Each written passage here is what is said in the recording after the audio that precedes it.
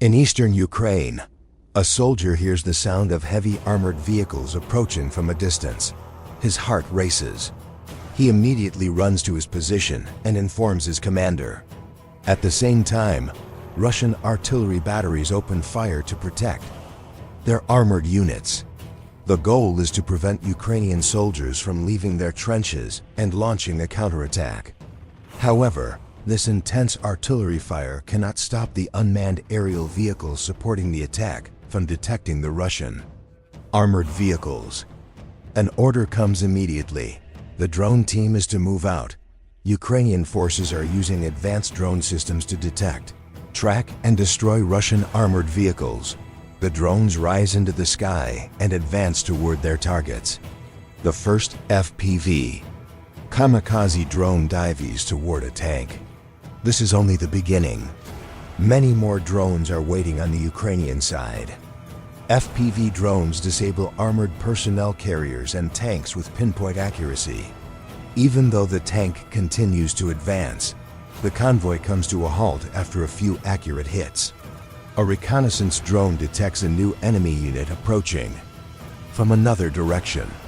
A Russian military drone spots it and opens fire, but this only proves that their plans have been exposed.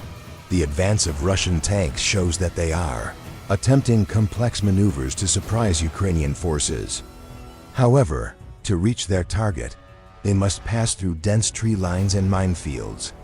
The first tank has stopped, then the second tank also fails. Guided by accurate location data, Ukrainian artillery strikes the clustered Russian vehicles.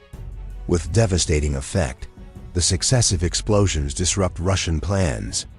The second wave attempts to advance, but an armored personnel carrier hits a mine and explodes. A tank tries to bypass the minefield, but it too explodes. Anti-tank mines integrated into natural terrain obstacles slow down Russian convoys and make them vulnerable to attack. Only 2 targets remain on the field. The Russians' final assault must be stopped before it begins. Leopard tanks actively contribute to the defense. They have been striking Russian vehicles since the assault began. When the remaining units enter the minefield, everything comes to an end. 2 brigades and over 100 vehicles are destroyed before reaching their target. Despite the failure of the first attack, Russian troops do not retreat. This time, the goal is to break through one flank of the Ukrainian lines. Tanks and MTLB ammunition laden vehicles lead the way, accompanied by 2 armored personnel carriers. As the convoy advances, the target area is cleared with heavy artillery fire. However, this advance cannot escape the detection of hidden Ukrainian surveillance drones. Ukraine continuously monitors the field, tracking Russian movements step by step. This uninterrupted intelligence prevents almost any enemy convoy from advancing undetected. The Russians deploy a smokescreen, but this measure proves ineffective in short order. A Ukrainian anti-tank team fires its first Javelin missile.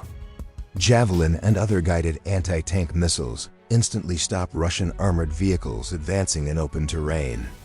An MTLB is targeted, but within minutes, another strike comes from the side. This shot is fired by a hidden Ukrainian tank, guided by a drone. The advance comes to a complete halt. The Ukrainian artillery changes ammunition type and switches to cluster munitions. A drone drops an explosive, followed by an FPV kamikaze drone diving onto the tank. These drones are silent, low-cost but deadly. They target the weakest points of the armor, forcing the crew to remain constantly on the defensive. The MTLB is engulfed in flames. Another drone drops additional ammunition. The tank fires smoke grenades, but there is no escape. This operation is effectively over before it even begins. An armored personnel carrier is lost before the attack, followed by a tank hitting a mine and exploding. However, command does not order a retreat. The units, forced to advance across open terrain, are compelled to retreat under intense Ukrainian fire. The first tank to sustain damage is completely destroyed. Another Russian tank, taking a different route, inadvertently enters a mined area. The armored personnel carrier beside it shares the same fate. FPV drones dive into the immobilized vehicle. While the tank is subjected to heavy fire, a new breakthrough attempt begins. 3 armored personnel carriers are sent forward. A drone dives into the second vehicle and hits it directly. The front vehicle moves forward but hits a mine. First smoke, then flames rise. The vehicles behind are also hit one after another. Result: a completely destroyed convoy. Meanwhile, Ukraine's Azov unit detects 2 Russian APCs during a reconnaissance mission. Their objective is to reach the village and establish defensive positions. The vehicles advance to the outskirts of the village. However, Ukrainian drones are on the move. An FPV attack, followed by an airdropped bomb. The first APC is stopped, while the second attempts to continue. The first catches fire, and the second hits a minefield. A nearby Ukrainian tank opens fire. The vehicle enters the tank's kill zone and explodes instantly. Progress within. The village comes to a complete halt. This layered defense strategy emerges from the integration of modern technology with classical warfare elements.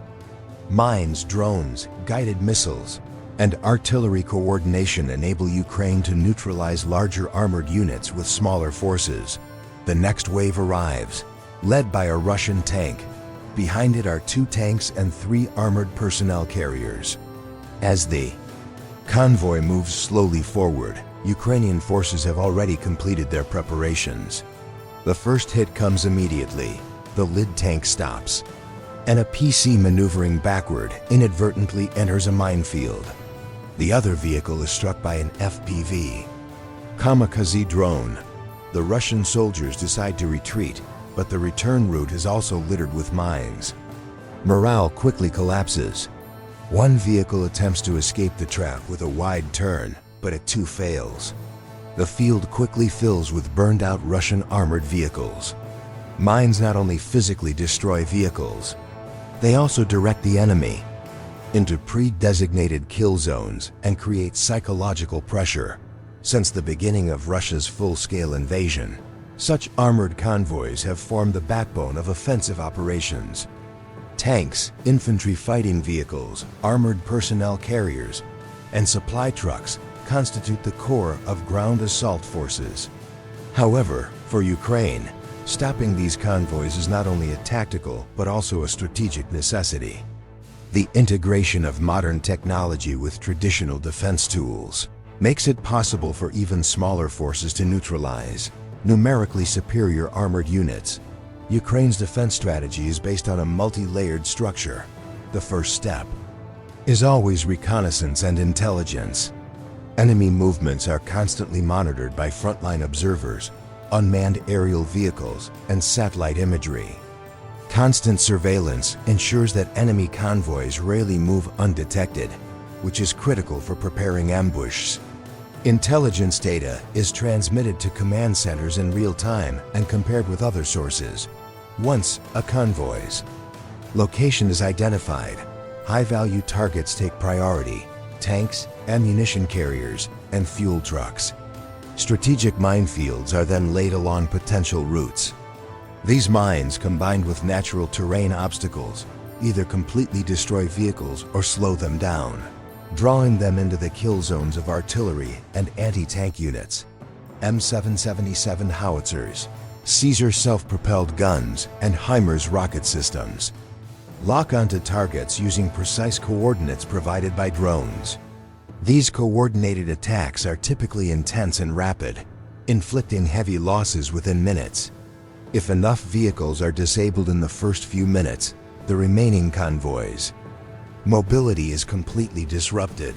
However, the war is not just about physical destruction. Constant drone surveillance, sudden mine explosions, and guided missile threats seriously erode the morale of Russian crews. Knowing that every move is being monitored from above causes soldiers to advance more slowly and cautiously. This gives the Ukrainian defense additional time to prepare.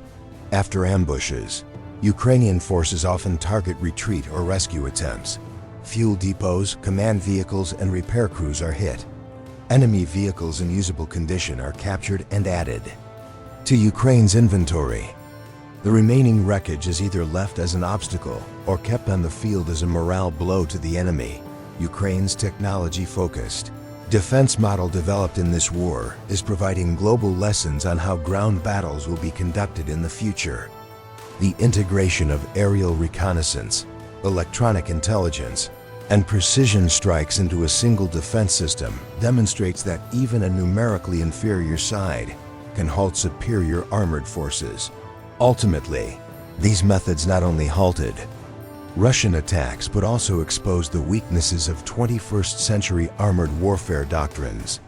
Ukraine's experience highlights the critical importance of intelligence sharing, rapidly executable attack plans, and multi-domain defense in modern warfare.